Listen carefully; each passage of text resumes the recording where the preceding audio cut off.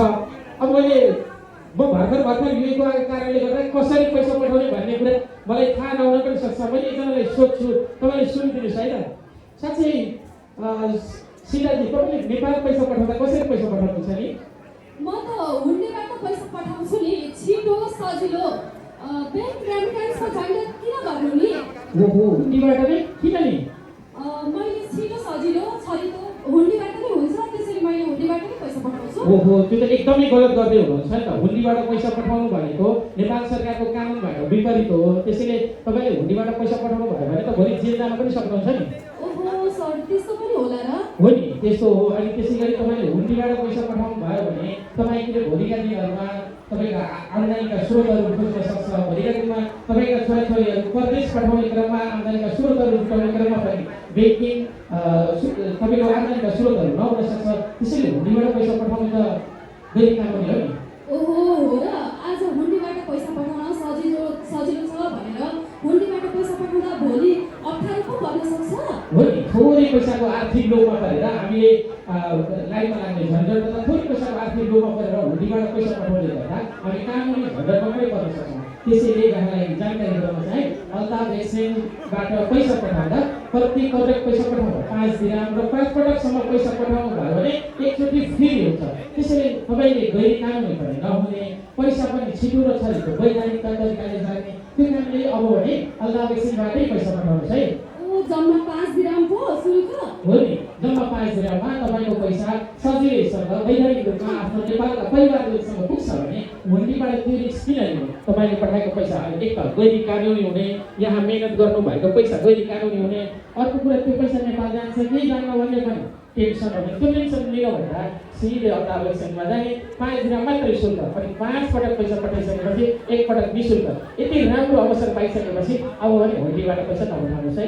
अवश्य पनि आजको सजिलोको लागि हुन्डीबाट पैसा पठाउन भन्दा पैसा पठाउनाले भोलिको ठुलो जान्छ किन बोल्नु नि, होइन? त्यही भएर सबैले ब्याङ्क रेमिटेन्सबाट मात्रै पैसा पठाऊ है त। हजुर, कति पनि यहाँलाई पनि यति समाजमा 97बाट गर्दै आएको समाज सेवा हुनुहुन्छ हाम्रो नेपाली समाजको पार्षद सदस्य श्री कमलजी पनि। मलाई एउटा खुसी के लाग्यो भने कपिल वस्तु सेवा समाजले पहिलो एउटा अभिनय गर्यो, हुन्डीबाट पैसा नपठाऊ, एक्सचेन्जबाट पठाऊ भनेर, या ब्याङ्किङ च्यानलबाट। यो पहिलो शब्द हो है, यो सबै समाजसेवीहरूले मनन गरौँ, किनभने मनन गर्ने कुरा हो। र मलाई भर्खरै मैले हाम्रो पार्षद सदस्य कमलजीको कुरा सुनेको थिएँ, उहाँले पनि 2-4 कुराहरू मात्र जोड्नु भयो तर खुलेर बताउनु भएन। म यो अलिक पछि बताउने छु, किनभने अब हामीले यहाँ काम गरिरहेका छौँ। मैले यहाँ तपाईँहरूलाई देखाएको पनि छु अनलाइन ठगीबाट सुरक्षित बन्ने। यो बारेमा तपाईँ हामी अब भर्खर यो अनलाइनतिर जमर्को मारिरहेका छौँ। यो अनलाइन जमर्को मार्दै गर्दा हामी अप्ठ्यारोमा पनि पर्न सक्छौँ। त्यसको लागि हामी सर्वप्रथम त हामीले अनलाइन मोबाइलमा खोल्नभन्दा सबैभन्दा पहिला एकदमै शान्त दिमागमा रहने। शान्त दिमागमा रहिसकेपछि हामीले त्यो बटनलाई क्लिक गर्ने। जति बेला हामीले बटनलाई क्लिक गर्छौँ फेरि पनि सोच्ने हामी, किनभने अनलाइन ठगीमा पर्न सक्छौँ। हाम्रा अलग कुराहरूले गर्दा हामी अलग पैसाहरू दोस्रो ठाउँमा पठाउन सक्छौँ।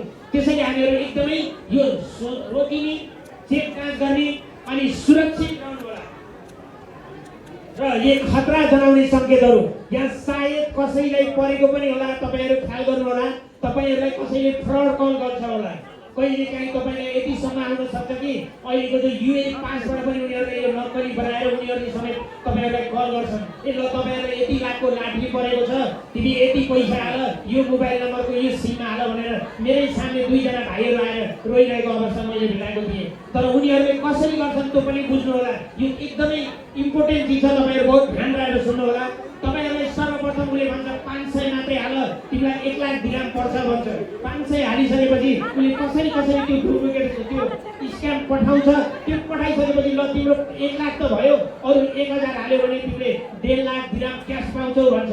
अनि त्यो कहीँबाट उसँग हुँदैन, उसले आफ्नो साथीसँग खोजेर त्यो पैसा हाल्छ।